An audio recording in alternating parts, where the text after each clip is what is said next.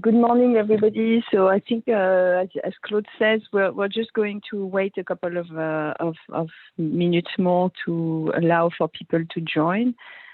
And this is Fanny Potier. I just wanted to confirm that and introduce Marie as the Master of Ceremony this morning for this third masterclass. So, Marie, Good morning, everybody. Have the lead. It's a pleasure to be back here with you today. I hope you all had a nice and relaxing break. And I would like to wish you all a wonderful year 2021. Times are still uncertain, but it's the beginning of the year, so let's be optimistic for this year.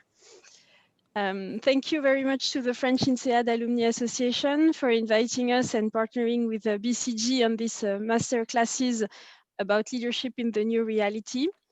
And let me thank warmly Claude, who is heading career management for the association and for hosting us today. So I'm Marie Humblot-Ferrero, managing partner at BCG. I will be your master of ceremony today.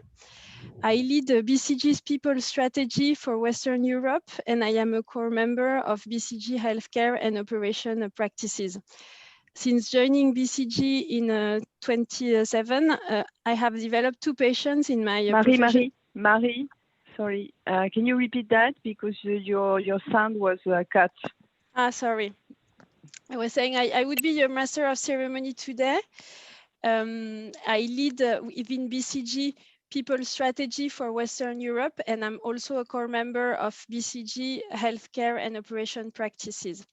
Since joining BCG in 2007, I have developed 2 patients in my profession. I have supported many leaders in large-scale transformation at international level.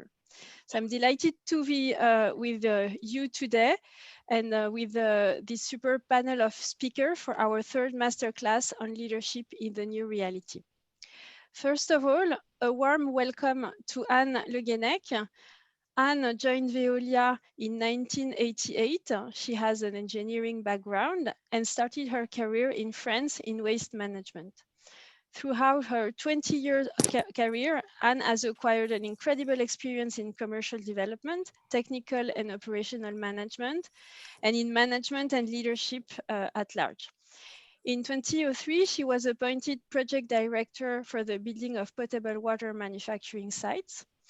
And in 2008, she became technical director of the activities waste, water, waste, and energy in Morocco. Before her appointment as head of recycling and waste recovery, she led Innova, a joint venture created in 2002 between Majid Al Futtaim and Veolia to deliver services on energy management to a large public and private client portfolio across Middle East. Let me also warmly welcome Axel Renault. Until last month, Axel was a managing director and senior partner at BCG, which he joined in 1997, right after INSEAD.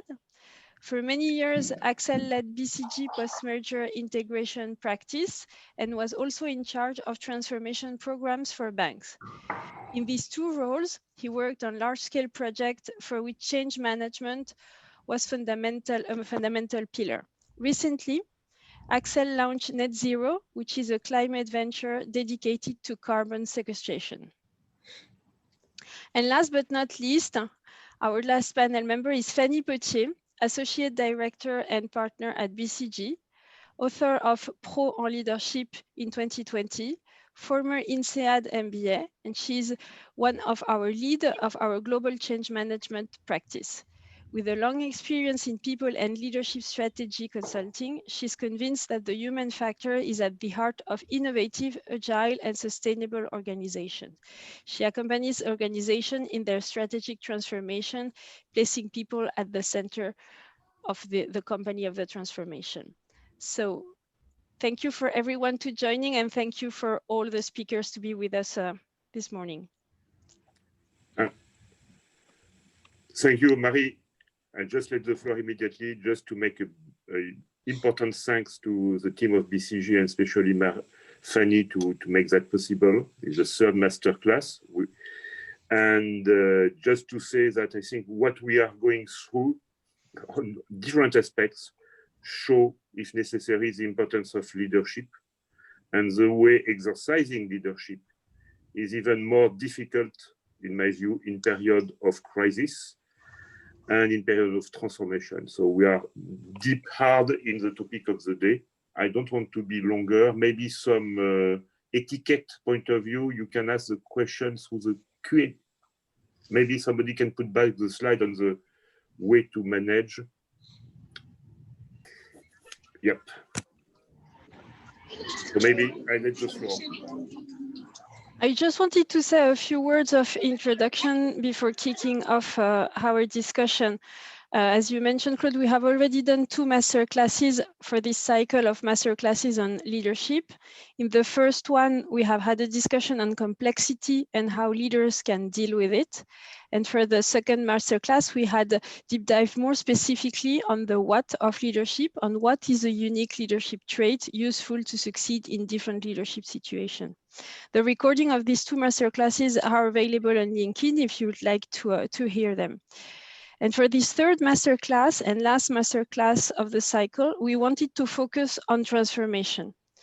The COVID-19 pandemic has changed many aspects of business, but one thing hasn't changed, probably has been even accelerated, is the urgent need for companies to transform. Business leaders need to address the immediate crisis while simultaneously preparing for a transformed future. 5 imperatives are key in that respect. Combat COVID-19, of course, shape the future, win the new customers, accelerate digital, and transform to thrive. First of all, let me start with defining what transformation is and is not for the sake of our masterclass. The focus of any transformation is at the interface between 1, the company purpose, which characterizes any company but tends to be somehow intangible. 2, the economic tensions, the external situation, the competitive positioning. And 3, the actual context of the organization, how it is managed, what processes, what measure of success, etc. When there is a major disruption in one or more of these dimensions, a transformation is hugely needed.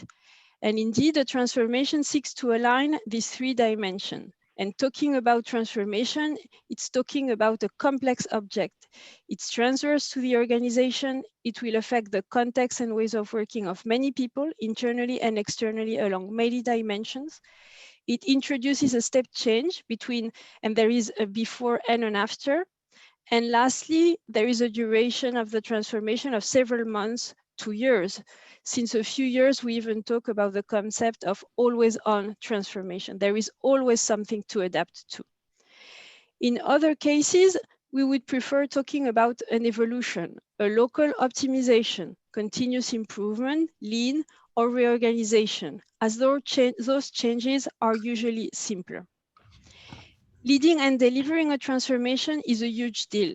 And here's the thing, 75% of transformations fail. 50% of Fortune 500 companies from 2000 are gone today to a failure to transformation. So it's an important topic, and I guess that you have also been affected to some of those changes in your companies.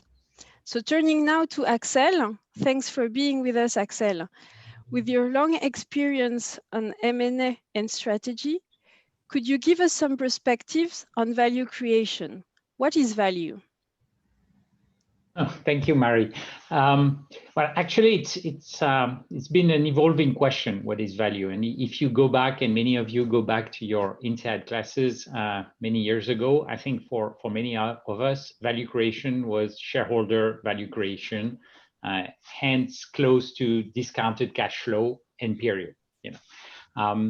And what we've seen over the last years is an evolution and a kind of broadening of what is creating value, moving from a kind of very company-centric cash flow view to something much broader that includes the other internal stakeholders of the companies, like employees, but also the kind of ecosystem of the of companies, like suppliers, distributors, and so on.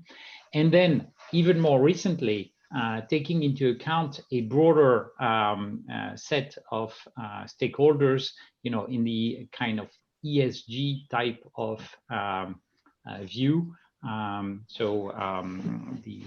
Looking at more sustainable goal beyond just the pure economic ones, even in a kind of broad sense for the company. And obviously that changes a lot the metrics. It changes the decision making.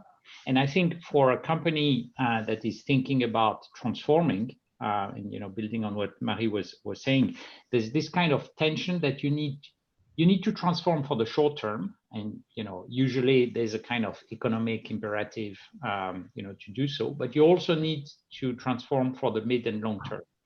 And the trick in successful transformations is to have the two work together and align not only on the short-term economic goals that might be needed, and we all think about the current crisis and what will happen in 2021, and there will be a lot of transformation very much focused on survival, cash preservation, and so on in the short term.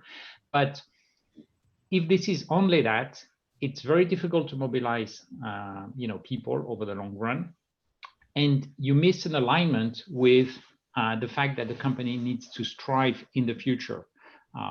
And so transformation is not just optimizing the short-term P&L, it's also optimizing the long-term P&L, and more important, it's optimizing a strategic position and optimizing a way of operating in an environment that will be fundamentally different. And that's again the link with the ESG type of goals.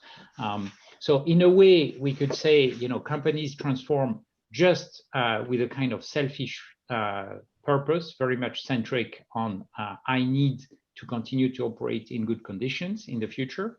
But I think this selfish view meets a kind of broader view, because today when we're working on transformation for companies, when BCG is working, sorry, I keep saying we, although I haven't been there for the last couple of weeks, when BCG works on those kind of transformations, there's a need to take into account that the rules of operation in the future will be different, that the expectation of stakeholders, that the regulation and so on will be different. And that means including a much broader set of parameters.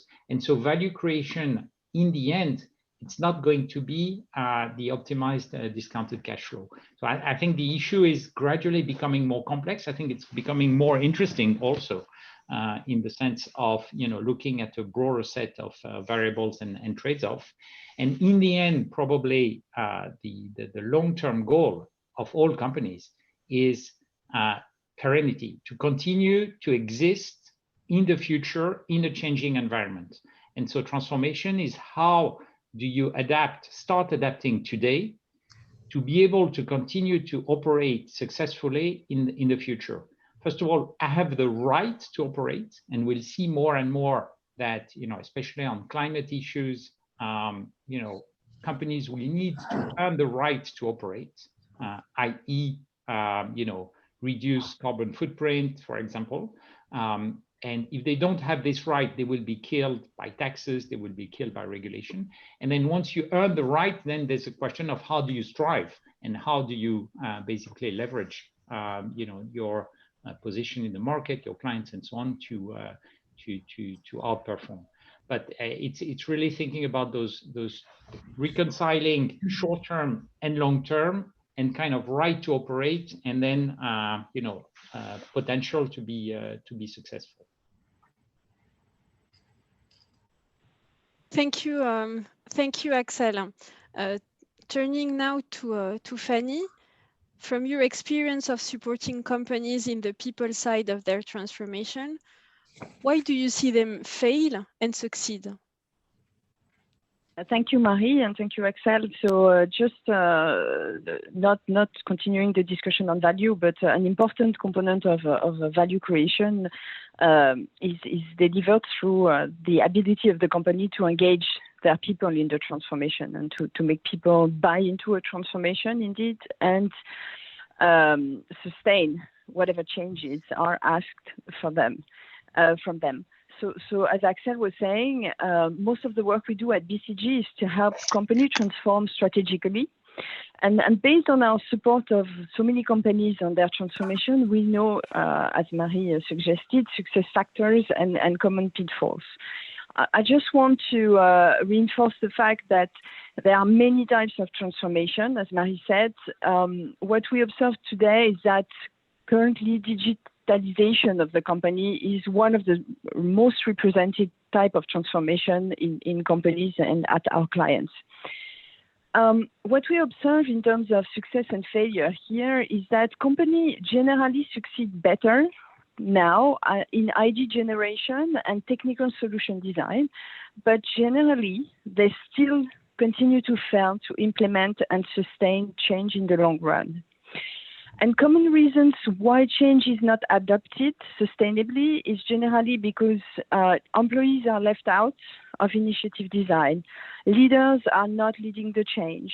The change is still not explained well to people, nor at the right level.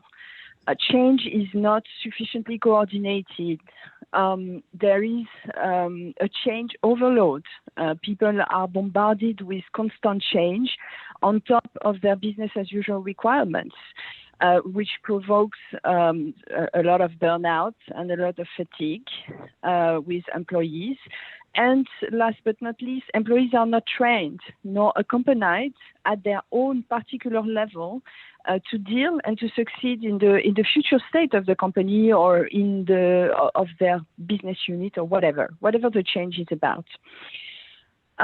Why certain companies do better than others in terms of change management? And of course here, as Marie rightly said, I'm just focusing on the people side of transformation. But why do companies do better than others from a change management perspective and therefore are better at creating value through transformation when change is leaders-led? And I'll come back to that in a minute. When change is employee-centric, that is, for real, employees are involved all along, and they are prepared to succeed in the new state, as I was saying. When change is focused on value, is transparent, dynamic, and holistically managed. Change is like any other technical work stream in a transformation. It needs to be resourced, it needs to be managed with a method, and it needs to be executed all along with discipline. And usually the change management part of things is the one work stream that lasts actually the longest in a transformation. And it's very long to support change in a company when you go in a transformation. So let me give you a couple of examples to go back to the topic of this masterclass, which is about leadership. So I just want to focus on what does it mean to have a change which is leaders-led, right? Well, there is a specific change journey focused at leaders. And the aim of this journey is to make sure that the leaders of your company are activated, aligned, energized, and equipped to inspire and drive the change. The first thing I say to my client when I'm working on change management is make sure that each of the so-called leaders of your company are individually and personally convinced that the change is necessary, and they understand and they are aligned behind the goals of the transformation, they understand the story that you want to tell to the rest of the organization, and they own it. And it seems very obvious to say that, but believe me, it is not. And making sure that the group of leaders, and it depends from one company to another, how many people will be in that group, making sure that they are aligned behind the goals and the resources and the vision behind the transformation is absolutely not benign. So I just wanted to maybe give you two specific examples before handing over to Anne. one very important thing to do in a transformation, and again, it may be a cliche to say that, but believe me, it's absolutely not obvious. It's to articulate the transformation purpose, right? People are not motivated by slides showing how we are going to improve the top or the bottom line with the transformation. They need the emotional story of why the transformation matters, and they need to understand how this particular transformation purpose is going to deliver on the company timeless purpose. There is a lot of discussion about purpose currently. I'm sure it's the case in many of your companies. And there is a timeless purpose of the company. And then because we are living in a constant transformation state, there is a very important need to reconcile any transformation with the company purpose. Purpose makes change personal and helps understand the why of a transformation. The other very important activity, which I was saying is not benign at all, is to align and activate the leadership around the transformation. And it takes often many interactions of big groups of leaders, smaller groups of leaders to achieve that. As I was saying, you need to dedicate resource to that, time and effort. And what do we want to do with that? We want to align them on the goals and the scope of the transformation. We want to align them on the budget and the resources that they are going to dedicate to the transformation overall, but also that they are going to dedicate to supporting the change of their people, right? And it's very important also to align them on the role that they are going to take in the transformation and the overall activation approach that they are going to execute to convince, engage, and make people buy into the change and adhere to the particular changes that are going to be theirs.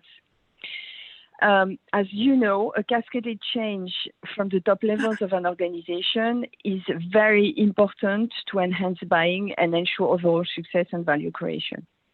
And I'll finish with that.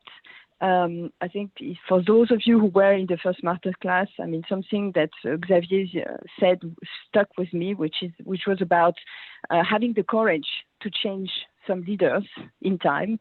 In a transformation moment, if some people, despite all your best efforts at the leadership level, have not bought into the change at a certain moment, you need to consider replacing or changing the leaders in this position. Because at the end of the day, you need your top leadership group to be completely demonstrating one voice around the transformation to the rest of the organization, for the rest of the organization to buy into the particular transformation you're working on. Thank you very much.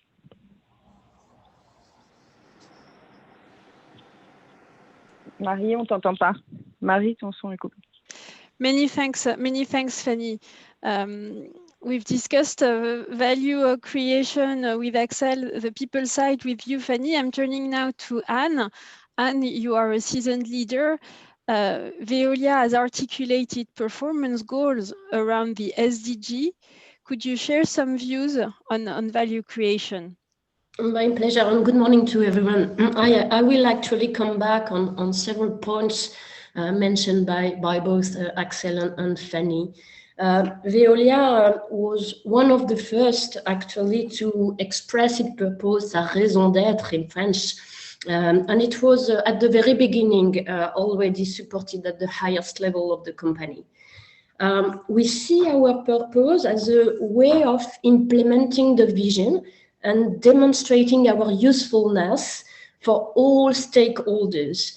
It goes, as Axel said, far beyond the simply creating value for the shareholders. The purpose encompasses several dimensions. The 5 stakeholders that we consider to have: our employees, our clients, the society, the environment, and then the shareholders. But through this, it means that we intend to impact much more than our company's only interest, our individual interest, if I consider the company as an individual. And as you said properly, Fanny, employees need to feel this purpose. They need to understand the why they're waking up in the morning, And I felt it for myself quite early. As you said, I've spent now more than 20 years at Veolia, and I often say that I felt into it when I was young, but quite early I felt this need for a purpose without necessarily putting words on it. But apart from the opportunities I got to evolve in this company, changing position and geography along my professional life, I had a purpose. And the youngest generation is even more sensitive to this. At Veolia today, we consider that we are resourcers. We want to save the planet. But this purpose goes far beyond this absolute usefulness of saving the planet. It comes along with the management method. A management method because we've set KPIs to really measure and set our intention to serve our 5 stakeholders. What does it change for our business? It changed the way we create value. As Axel said, again, it's not a one-way value creation, not even a double way if I consider the client and the company. It's a collective interest that everyone will serve together. I'll give you an example. When I was in the Middle East, you know how it is in the Middle East, there are a lot of cynicism around the why we're living in countries where the temperature is so hot and the climate is so harsh. I had the chance to lead a company with a quite recent business over there because we were providing energy efficiency in buildings. And this business was led by both Veolia and an Emirati master developer, Majid Al Futtaim. Majid Al Futtaim is the owner of all the big malls, you know, the ski slope in Dubai, the leisure and entertainment facilities, Vox cinemas, and 100% of the Carrefour brand over there. So really a retail company with quite a different purpose as ours. They've nevertheless, Majid Al Futtaim wanted to really take into consideration the fact that the image is now very important in the Middle East, and the country was preparing the Expo that was supposed to be 2020 and that will be 2021, and they committed quite early to be net positive by 2040. That was quite new, but they decided to pave the way toward this, and we decided to take them there because that was part of our overall SDGs. This JV, therefore, was much more than just a business partnership. It was a co-construction process where our respective interests were led by an overall why, an overall goal. And our value creation was definitely, we created dividends and profits. We both benefited from the reputation and the image, but we both preserved the environment. We ended up retrofitting almost 200 buildings, providing energy and saving to more than 3,000 inhabitants a year, and so on and so forth. So actually, we both work towards an overall goal, which is quite a transformation in the way we see the business. It also brought a lot of pride to our teams. Because they were not just working in Dubai and making the snow for the ski slope, which was maybe the thing that was the most awkward if you look at it from quite far away. They were very bright actually, because they were contributed to something bigger, to this goal. And this is definitely an example that I'm keen to today to duplicate in France through my new activity in the recycling and recovery for waste. Waste management today is still very much considered as a commodity, whereas all the stakeholders need to enter into a transformation of our practices and business model to really foster recycling and recovery, and to really enter into a circular economy loops. So this is definitely where I'm positioning the RVD, as we're called, the Veolia Recycling and Recovery activity for France. Thank you, Anne. And thank you all. We've talked about value. I can see in what you mentioned, Anne, that value is far beyond the economic value. You've mentioned some words around the teaming, the collective interest, the co-construction, the pride. It really seems that purpose is both an individual aspect, as an individual aspect to it, but for sure a collective and almost transcendent action. Thank you for that. Coming back now to the notion of a value, also with Axel, how to ensure that it has grown tangibly after a transformation. Are there milestones to measure this value creation? How does it relate also to the necessary investments that are required to transform? Well, that's a tricky question because again, you know, in the old world, I would say it would be easier because you say, okay, I'm going to look at, you know, growth of cash flows or, you know, some kind of financial metric, and that's it, and that's the way to see if we've been successful or not.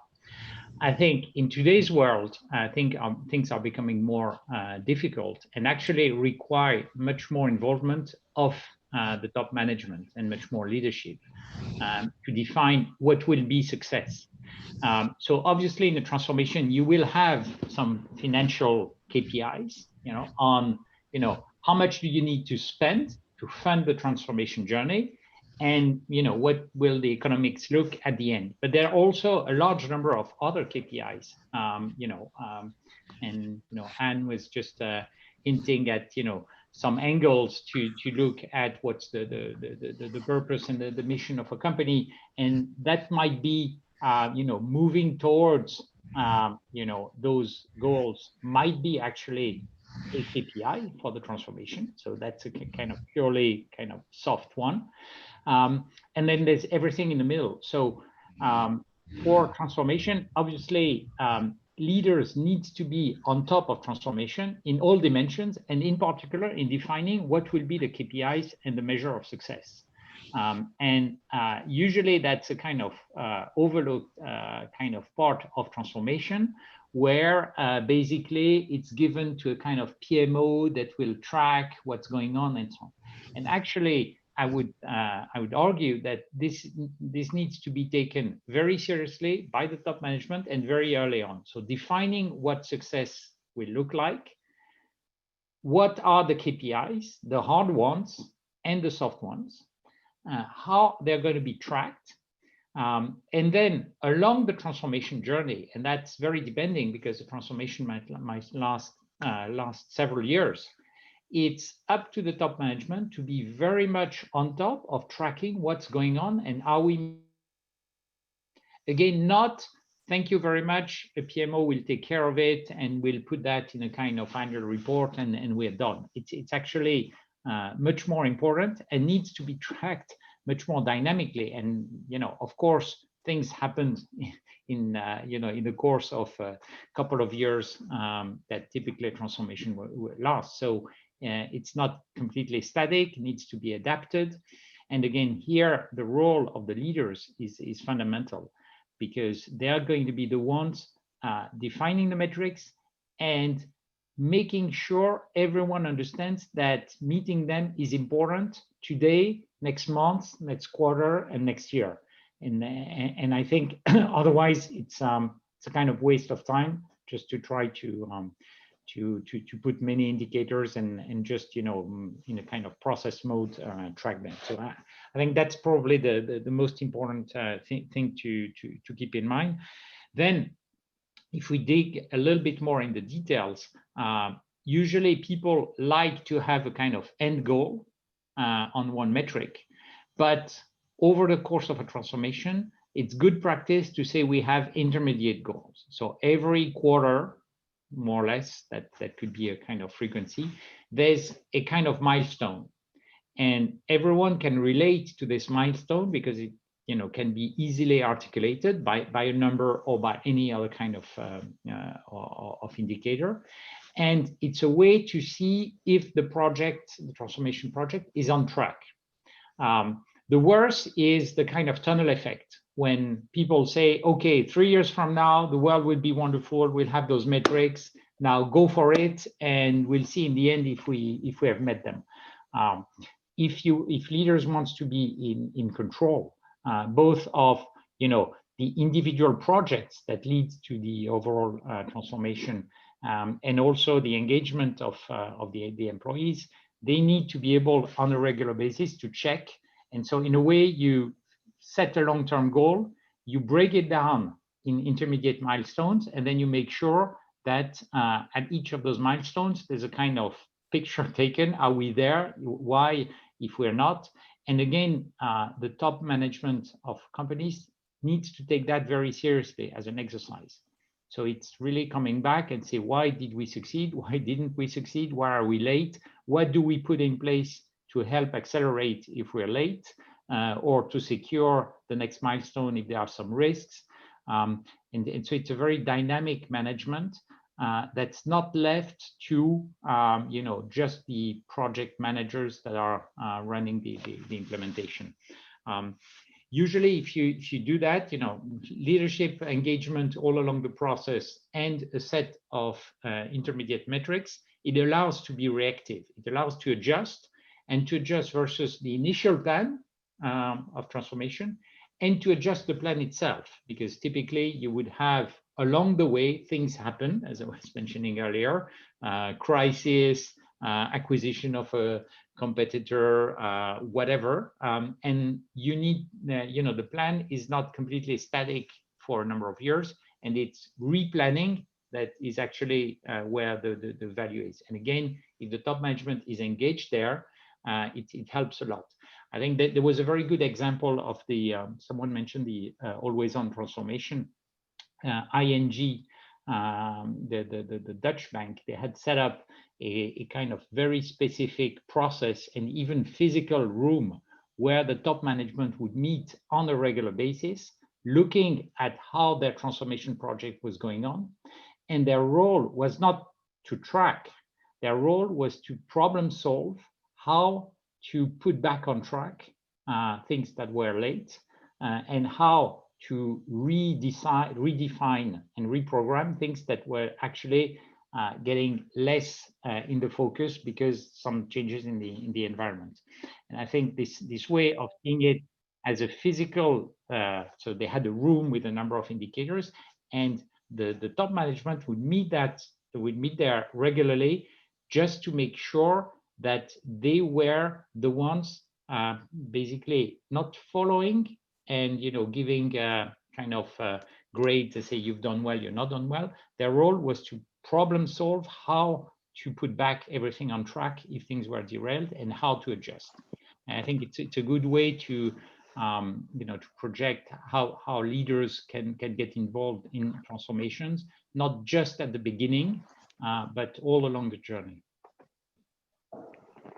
Thank you, Axel, and thank you for mentioning this image of this Obeya room. Some of if there is some industrial people here, you can relate to what happened in some factories with all the dashboarding. And thank you for relating that much the notion of value and plans to the leadership and the teams, because this is very important. And Fanny, you will come back to that, to the importance of the employee centricity to ensure transformation success and sustainability.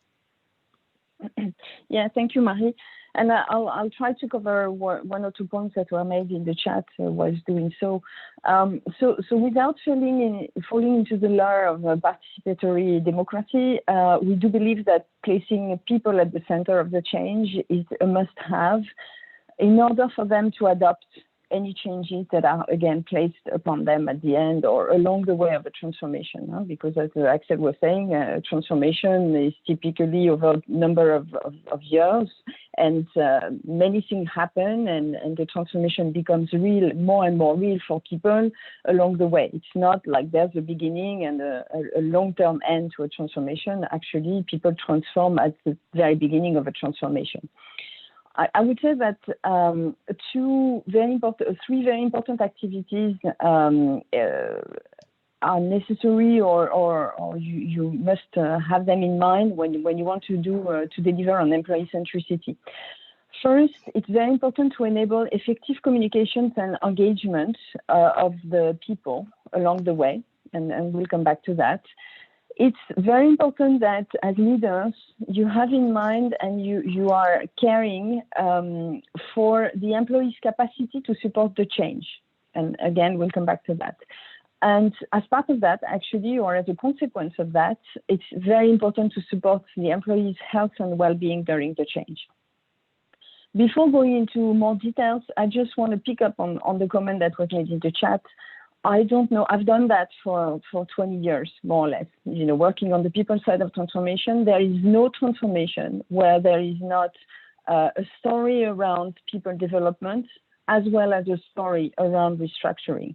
Okay, so any transformation involves good things and stories which are less positive at the individual level. At the end of the day, if you succeed in delivering on employee centricity, everybody in the organization understands at their level what's in it for them. And it can be in the company or outside the company. But what's very important, as was pointed in the chat, is that each individual understands what's in it for them. And this means different things to different people at different phases of a transformation. So a transformation has typically 3 or 4 phases. At the very beginning, it's about goal setting and alignment. It's about baselining and defining some kind of future state, which is quite very fuzzy, because part of the transformation work is to actually define the future state in detail. And that's where there is a lot of opportunity to deliver on employee centricity, because coming from a vision, high-level vision, to the very detail of what it means at individual level operationally, that's where there is a lot of opportunities to put people at the center. And then the other typical 2 phases is the solution design, and then the implementation and the sustainability around the change. And again, it means different things to different people. As we were saying before, the first stage of a transformation, it's about leadership involvement and activation. And then as this transformation unfolds, a different circle of people get involved and get engaged, right? Project teams, design teams, early adopters or change agents, ambassadors, however way you want to call them. And then it goes on and on with larger circles. At any rate, once a transformation is officially launched, and at a minimum, it's very important to ensure that people understand the why and start to become more and more clear as the transformation unfolds, with what does it mean for me, and how am I going to be supported to take on the changes with this transformation. And for you to be able to do that as leaders with a different angle, but as Axel was saying, it's very important to measure change acceptance along the way. And it's very important also as leaders to engage in a two-way dialogue with the people along the way. It's not there's a beginning and then there's another communication milestone. It's very important to communicate all along the transformation journey. A couple of examples on how to deliver on employee centricity. It's and a very important one, as in your leadership role, is to demonstrate and reinforce the target behaviors that you expect people to deliver at different levels in the organization. So this one is a very important one. It's walk the talk, right, as we say in English. What is important as well, as I was saying, is to analyze and listen to where people are in terms of their engagement with the transformation and their buying into the transformation. And these, they tell you that they don't like it, they don't understand it, they are not taking it in, just listen. And as Axel was saying, with a different angle, just change the plan and adjust, reinforce how you support them in understanding why you're doing that. And to some degree, and it's the case sometimes, you can change a little bit the vision. I mean, if people are telling you that they don't buy into something, you need to take that in and to adjust the plan accordingly and take the feedback. Okay. The other thing that I wanted to point, not to take too much time, the paying attention to employees' health and well-being is a very important one, because everybody in this room knows what I'm talking about, particularly currently with the year behind us and what's ahead of us. People are in a very deep stress. They are stressed, right? Everybody is stressed, right? So currently, when you're working on a transformation, it's even more important to pay attention to health and well-being. And just to give you an example, and I'll finish with that, I'm currently working on the transformation, and as I was saying, there is a good side of it, and there is a side of it where we will have to explain to people that perhaps, there is a future outside the company. In any work and project that we are doing around that currently, we put in place a very structured and very strong system to make sure that people have psychological support. They have there are actions to act on the feedback that people will have given us on the health and well-being there are, etc. So just this is a very important point currently when you want to think about employee centricity and be there for the people as part of the transformation currently. I'll finish with that, Marie, and hand back to you. There are many examples, but we are short of time. So. Thank you, Fanny. Turning now back to Anne to continue also on this topic. As a leader, would you like to share some practical tips on how to engage with people and create buy-in around the transformation? Is there also absolute no-goes from your perspective? What truly leaders need to avoid? Also, is there a cultural aspect to it? Well, definitely every transformation comes with a deep cultural change. And the goal, as Fanny said and stated, has to be defined. But for me, the big mistake would be to leave the team with the why alone. For example, again, at Veolia, we want to resource the world, but that's not it. We want to resource the world and create more sustainable world for all, which means we want to contribute to the economy, we want to create jobs, we want to preserve our employees' health and safety, we want to develop their competencies and so on and so forth. So it cannot be we want to deliver our financial results alone anymore. It has to be we want to deliver our financial results, definitely, but at the same time, we want to save the planet and take care of our employees.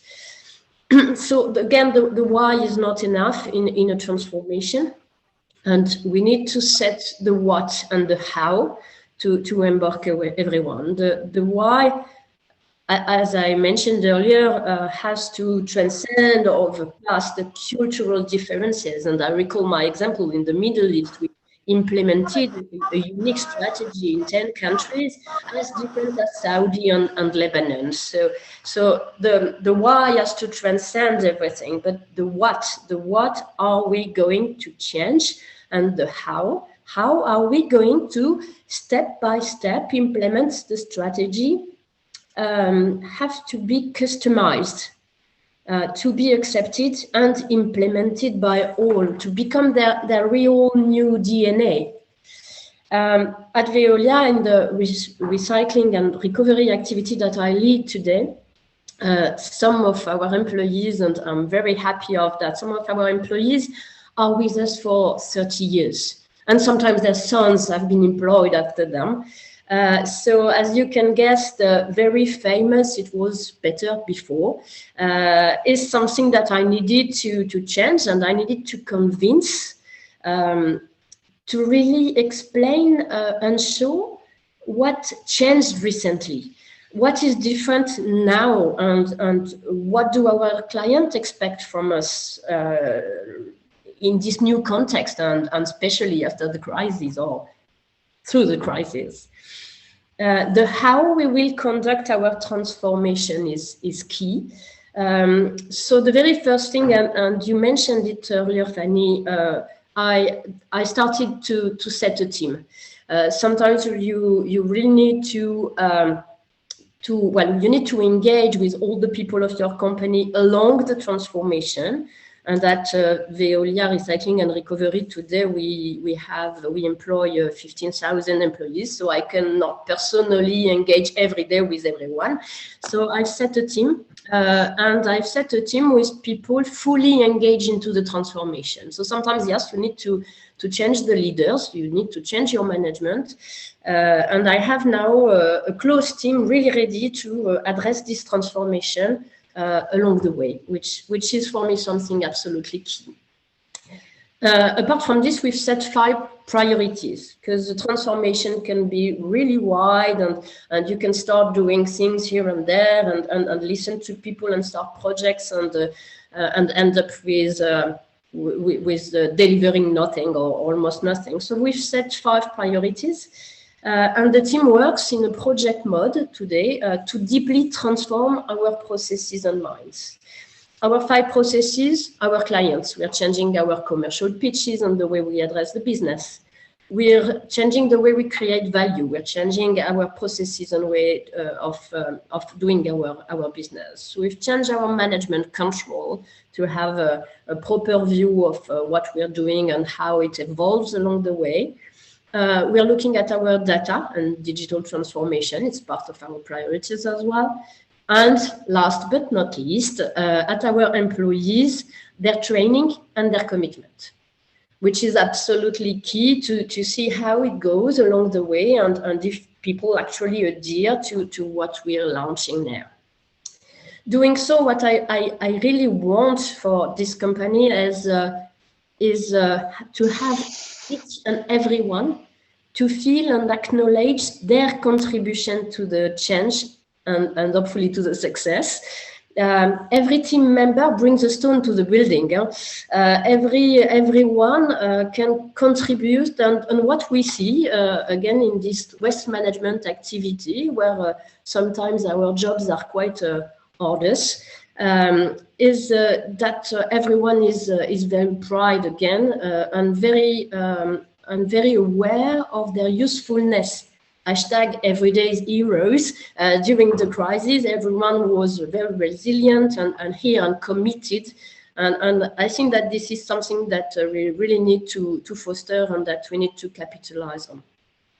And so do our clients as well, and all stakeholders, because as I mentioned, we're working all together to a bigger role, and everyone feels that they can contribute to this. So we've set, with those 5 priorities, we've set a 3-year program, but we're working again in project mode and agile mode, because, well, sometimes you just start something and it does not work, so you need to change a little bit the way you're addressing it. But the final goal, the why and the what, has to be properly set. The how can be adapted along the way. And working in project mode, we can, as Axel mentioned, we can track progress. We can see what we deliver. We can set quick wins for everyone to stay on board, and we can celebrate success with which is very important when you engage into a long-term transformation, is to find short-term milestones that you can acknowledge and where you can celebrate.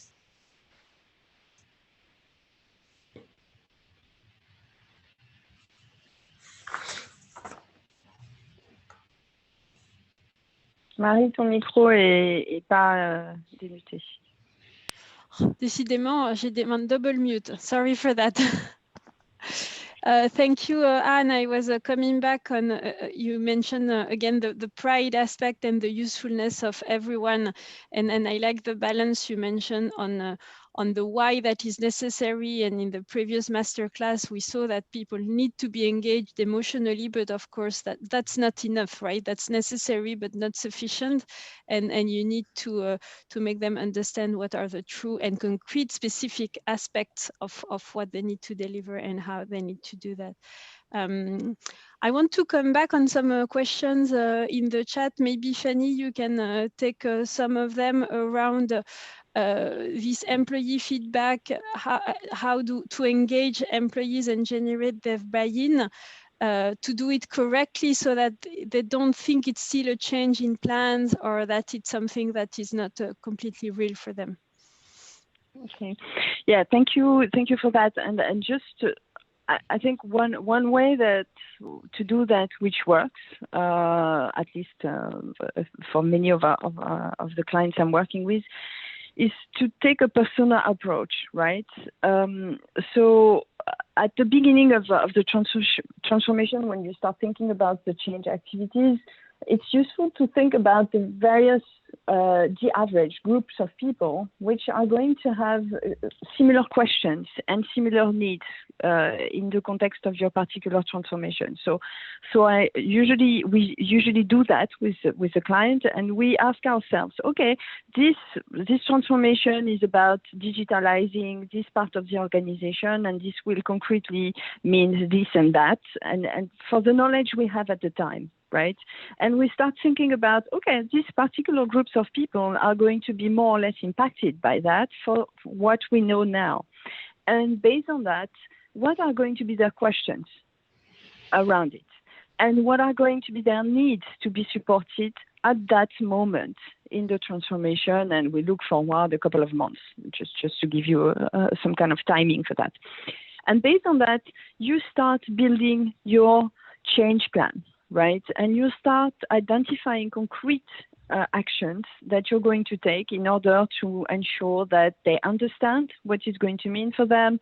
And you start thinking about what is going to be the way out, how you're going to train them. Some people won't recognize themselves with this transformation. So what are you going to plan for these people, right? And I won't go into so much detail, but the idea is to really, as the transformation, and this is iterative in process, because you can't expect to have all the answers at the beginning of the transformation, because as I was saying, there is a vision, and then how it's going to be translated concretely for each individual in the organization takes time to define.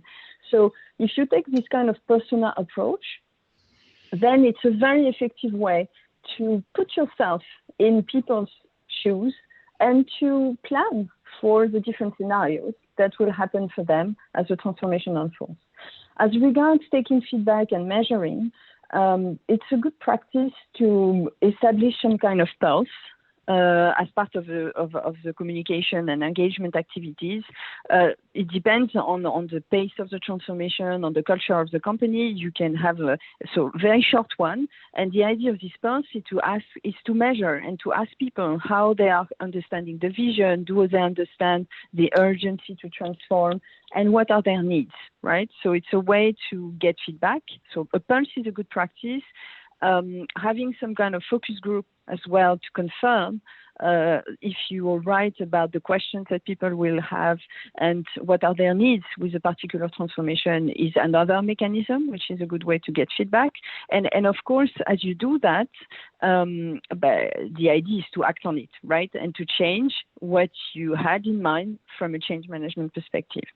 And just to finish on one point that was made in the chat, just to clarify, we can't expect leaders to have all the answers at the beginning of a transformation. So as Axel said, there is a tension between having a plan and a vision for a transformation and adjusting it along the way. And I'm sure everybody in this room again has heard about agile, and this is one of the things that we say when we talk about agility. It's about keeping the focus on the vision and the direction, but at the same time, leaving room for invention, innovation, with the right focus on the value you want to create, but to make adjustment. So I think nobody will hold leaders accountable for adjusting along the way based on the feedback that the people have received. To the contrary. Thank you. Thank you, Fanny. I'm being mindful of the time to ensure that you have sufficient time in the breakout. So maybe we'll just add that step. So you will be sent randomly into each breakout. It will be 10 people max. This is time for you, so there is no expectations whatsoever. It's really an opportunity for you to discuss and share some of the insights shared by the panel. There will be no formal facilitation. You can take examples of company. There have been some materials that were sent to you that share some examples, so you can discuss that and relate to the discussion of the panel. After 20-25 minutes, you would be asked to come back in plenary. So please accept the prompt exit breakout, and we can take a few minutes more after that to share some thoughts. So Juliana, can you please send everyone to the breakout, and please accept the prompt join breakout. We do our best to make it longer, but at the same time, you know, there's this brutality anyway. Thank you. Thank you all. I would maybe just end this breakout session with one metaphor that one of the participants of the breakout I was starting around the football collectivity and play. I'm not a big football knowledgeable person, but I can see how it's not just individuals and okay. Well, we don't understand. That's yeah. Okay. We should. There was also a comment on feedback in my session, so here's the time also to ask you for the feedback and whether this session was useful for you. So please just raise your hands. So 5 would be excellent, 1 would be not worth it. See a lot of fingers, so thank you. Thank you all. You wanted physical. I thought we were supposed to press a button, you know, in the digital reactions. So we're very old school still. It's good to see the people moving. So thank you all. It was a pleasure for me to be your master of ceremony today after being a participant to the previous master classes. I would let Fanny close this cycle. This cycle was worked out by Fanny with ourselves, but it's really to her, I feel, to close this this cycle and having the last word. Thank you, Marie. So thank you very much, all of you. I mean, you made the masterclass. Thank you very much to Claude and the French Alumni Association, because that was a superb opportunity to engage with you guys and also to share some beliefs that we have around leadership.